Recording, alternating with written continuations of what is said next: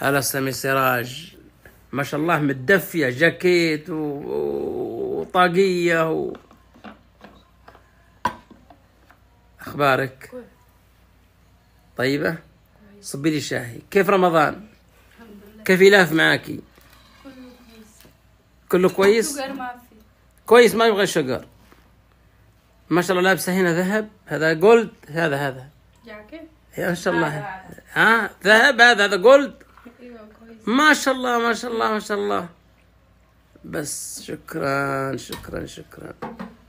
بيض الله وجهك. حطي كيف كويس؟ كويس. استلمت الراتب؟ ايوه.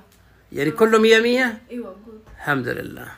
يلا الله يحييك. العشاء بكرة عندنا. مين هي؟ وين هي؟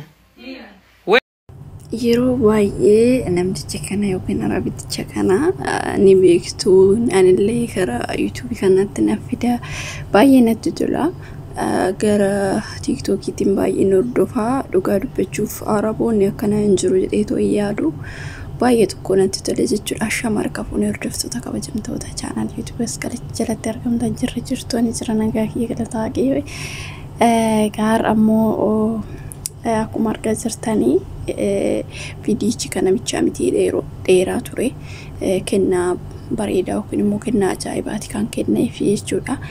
Akkuma argitan namoonni tokko dhugaa dubbachuu fi arabootas ta'anii gaariin isin jiru akkuma gaariin jiru immoo amaan isin jira mitiire innaa akkasii amma madamiin takka hin jirti kan obboleecha neetii ani bira hojjedhuudha jechuudha. Sarraatanyuun ishii abashaadha. Isheen illee zarii abashaati jedhanii gara akaakayyuu ishiitini Saawudi Arabiyaadhaa gara Dubaayii kana dhufte.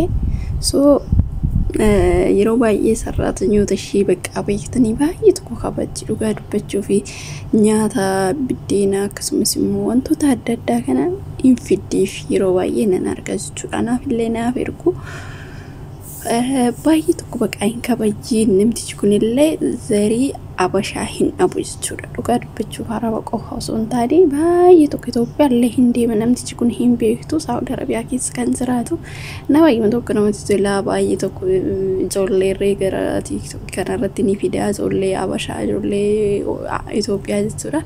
Sarraatanyaa amma immoo sarraatanyaa biraati kan fudhatee jiru.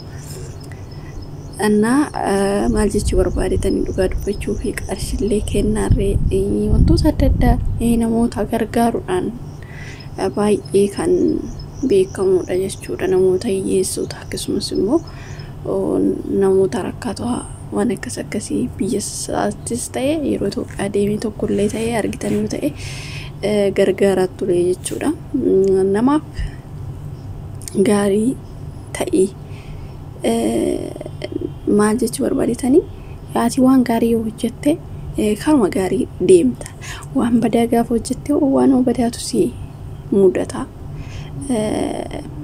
Ana waan akkasiitis jechuu jaalladha. Namtichi kun hedduu waan natti toluu fi dhugaa dubbachuu fi kanaaf ijoollee baay'een gara TikTokiitiin asinumti warri abashaa kun maaliif namticha kana jala kaa'attanii koomentii kennituu fi akkasumas immoo maaliif jala kaa'attu araboonni nama namtu ana akkanaatillee miti araboonni nama namni ni jirti miti tokko akkuma nama keenya jechuudha. Namoota keenya meelaalaa dhugaa dubbachuu fi waan baay'ee na ajaa'ibii tokkotu jira beektanii. Ani kanallee dubbachuu hin barbaanne akkuma xiqqooshii barumsuma waanuma bakka walirraa baratan yookiin immoo wal barsiisuudhaaf jechuudha malee kun nuti yookiin immoo wal xiqqeessuudhaaf waan ta'e gaafa viidiyoo hojjennu waan bakka waan badaa tokko jennee yookiin immoo hojjennee fooloo ittiin argachuudhaaf yookiin immoo laayikii fi sabskiraaybii ittiin argachuuf jecha waan badaa tokko nu odeessinu yookiin immoo beektu miti namoonni tokko jecha badaa tokko dubbatan akkasumas waan akkasii kana dhugaa dubbachuuf baay'ee irratti ani baduman TikTokiin man dhiise maal seetanii dhugaa dubbachuu fi TikTokii kana baay'ee tokkoon jaalladha ture. Amma aaduma jechuun barumsa dhageeffachuuf yookiin waan ta'eef gala malee surmaan galu jechuudha. Waan badaa waan sammuu irratti nama dhukkubudha jechuudha dhugaa dubbachuuf. maaliif jennanii koomentii badaa jira walirra suumanni bismaan baay'ee tokko dhugaa dubbachuuf hedduu waan namni TikTok san fayyadamtan yaa'u ni argitu jedheetan yaada walirra suuras immoo wal xiqqeessu namni Itoophiyaa kun Itoophiyaa jedhame kun dhugaa dubbachuuf waan gaarii hin hojjetan dhugaa dubbachuuf hedduu amma maal jechuudha fanseetanii waan garaa kun ogbii tokko dhugaa dubbachuu hasan asirratti illee dubbachuun barbaanne namoonni ijoolleen baay'een amantii biraallee qabaachullee baatanii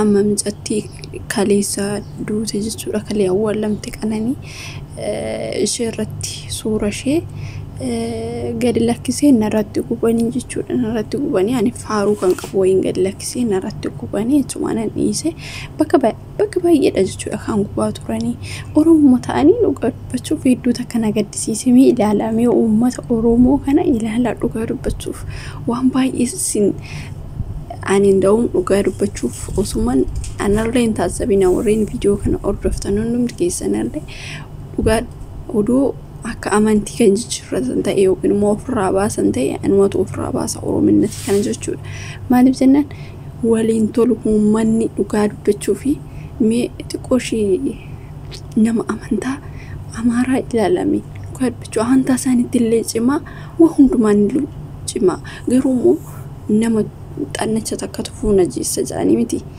ani kana haasa'ullee hin dhoone baqa namni biraatuyyuu akkanatti waliif yaada isin nama dhiiga tokko ta'anii akkamitti waliif yaadne jedhuudha jechuudha kun kana asirratti kana haasa'u amma jechuudha namni biraatuyyuu ani beektanii araboonni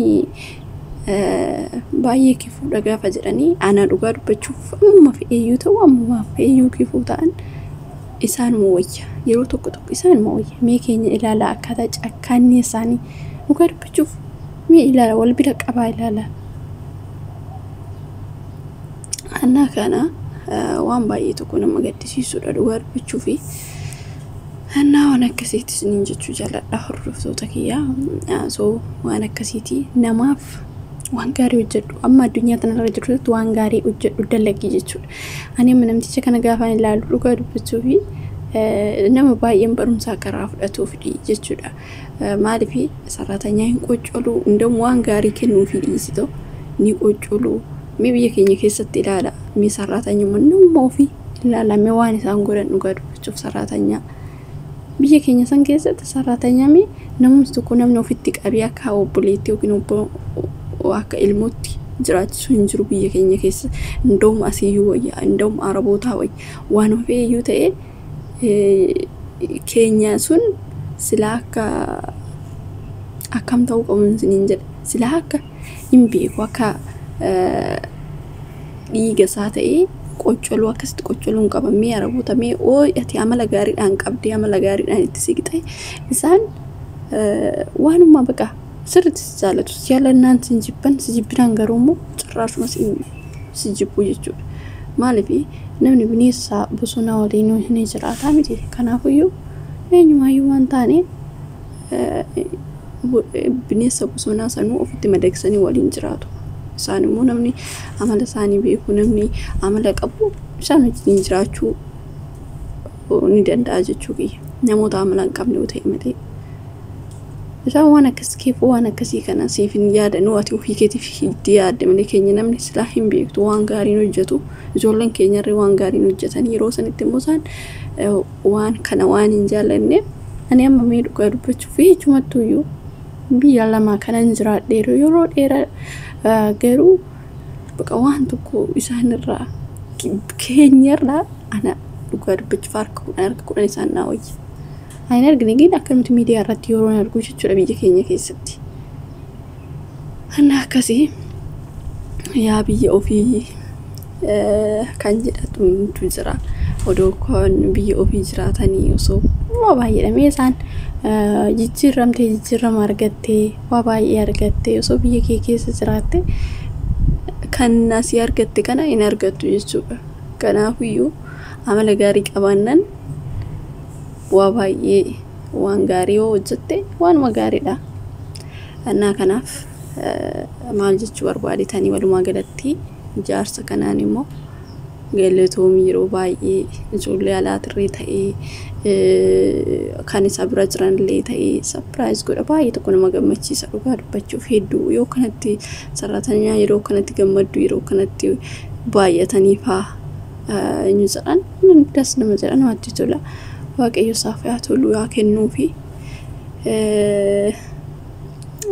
waa baay'eedha jechuudha ani kaayau warreen hordoftanii beektu jedheetan yaada hedduu takka waan das nama jedhu dhugaa dubbachuuf tiktookuma ittiin nagadachuudhaaf warreen jedhan isin jiru maqaa nama balleessuudhaaf silaayi garuu inni nagadatus wanti gaarummaan inni ooleef waa baay'eedha kan bilbila hin qabne bilbila bitee fi kennaa adda addaa kennee fi qarshiillee kennee fi dhugaa dubbachuuf hedduu takka das nama jedha እንግዲህ ማቲ ከናዝኒ ፊያ ከኖ ኑክሌ እና ወነከሲን ጀቱ ጃለዳ ይዱ ተከነ ወርዶ ጃል ዱጋድ በቹ ባየሮ ባየ ጀቹ ደከ እርገናን ይሳወርዱ ቀበና ነው ጋቶ ጎንደርባ ከናፍ ኢትዮጵያ የሮ ዴሙ አርጌን በቃ ፎሎ ኤሳን ቦደ ወርደሁን ቀበ ዋን ጋሪ ደበርሳ ሄዱን መትቱላ ጆሌ ኬኛሬ አቺቲ yeroo rakkanata ni argirre bira dhaabbata inna akkasii isiniin jedha hordoftoota kiyya viidiyoo kiyya keessatti waan isin muufachiise dhiifamanaaf godhaa isiniin jechuun jaalladhaa sirra asumaanii egaa maal jechuu barbaaditanii waan gaarii gaafa hojjette waanuma gaarii waan badaa immoo gaafa hojjette waanuma badaasus argataa jechuudha na waan akkasiiti angabiyya lafaatan irra jirrutti waan gaariidhaan wal yaadannu waan gaarii hojjennu baqa addunyaan gabaabduu waan taateef jechuudha addunyaan tuni xiqqoo waan taateef waan akkasiisin jedha turtii gaarii qabaadha warreen YouTube kanaaf haaraa taatan like subscribe gochuun dagatina bye bye turtii gaarii